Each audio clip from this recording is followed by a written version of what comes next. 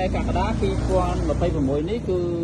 យើងប្រម៉ូសិនទៅលើ Ampli D600 ដែលកម្លាំងរបស់វាធំជាង D400 D400 Pro ក៏ដូចជា D300 គឺធំជាង1 គុណនឹង 2 អានេះសម្រាប់កម្លាំងវ៉ាត់របស់វាគឺចេញមកពីច្រកគឺ100 វ៉ាត់គុណនឹង 2 មានន័យថាបងប្អូនអាចប្រើ100 វ៉ាត់ពី channel ក៏បានឬក៏បងប្អូនត brick ចេញរួម200 វ៉ាត់ក៏បានអញ្ចឹងអានេះគឺរបៀបនៅក្នុងការតមានន័យថានៅពេលដែលយើងធ្វើបែបនេះអានេះចេញពីរោងចក្រមកតែម្ដងគឺបកគោរបស់វានេះ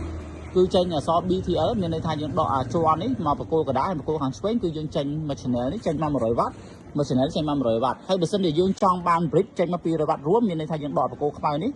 ភ្ជាប់អាបកគោកដាមកបកគោគៀនខាងស្ដាំនេះដែលវាដាក់អក្សរ BTL ហ្នឹងគឺចេញមក200 វ៉ាត់មានន័យថាយកពោលបូកនៃមួយ channel ផ្គប់ជាមួយនឹងមួយ channel ទៀតចេញមកខ្សែទេពោលដកមួយ channelគប់ជាមួយនឹងពោលដកមួយ channel ចេញមកតាមខ្សែទេចាំថាចេញមកពីខ្សែគឺយើងប្រើ200 វ៉ាត់សម្រាប់លេងឧបលើពីទឹកមេដៃ2ជាន់នេះអញ្ចឹងអានេះគឺយើងប្រម៉ូសិនតម្លៃ$35តម្លៃពេញយើងបញ្ចុះឲ្យនៅសល់តែ$20ទេហើយដូចជាបោះវ៉ាលីខ្លះម៉ាស៊ីនរបស់វាខូចយើងជួសជុលបានទេអញ្ចឹងក៏យើងអាចឆ្នៃដូចអតិថិជនខ្ញុំបានដែរនេះគេគាត់យកមកដាក់អញ្ចឹងយើងយកមកដាក់ជាមួយនឹងបាសរបស់គាត់ហ្នឹងក៏អាចដាក់បានដែរអញ្ចឹងលក្ខណៈពិសេសរបស់វាទី1គឺវាមាន Eco វាមាន Bluetooth យើងអាចប្រើភ្លើងឆៅក៏បាន220ហើយប្រើភ្លើងអគុយពី19 វ៉ុលដល់220 វ៉ុលហើយអ្វីដែលពិសេសគឺវាមានមុខងារ TWS មុខងារ TWS ហ្នឹងមានន័យថាយើងតម្លើងបាសពីរហ្នឹងគឺយើងអាចផ្សាយវាចូលគ្នាបានយើងបាញ់ Bluetooth ចូលទៅផ្សាយ Ampli មួយទៅហើយផ្សាយ Ampli មួយទៀតភ្ជាប់ទៅមួយ Ampli មួយទៀតដោយមិនប្រើខ្សែទេអាហ្នឹងគឺមុខងារ TWS របស់វាហើយគ្រឿងរបស់វាគឺវាមានខ្សែភ្លើងមួយ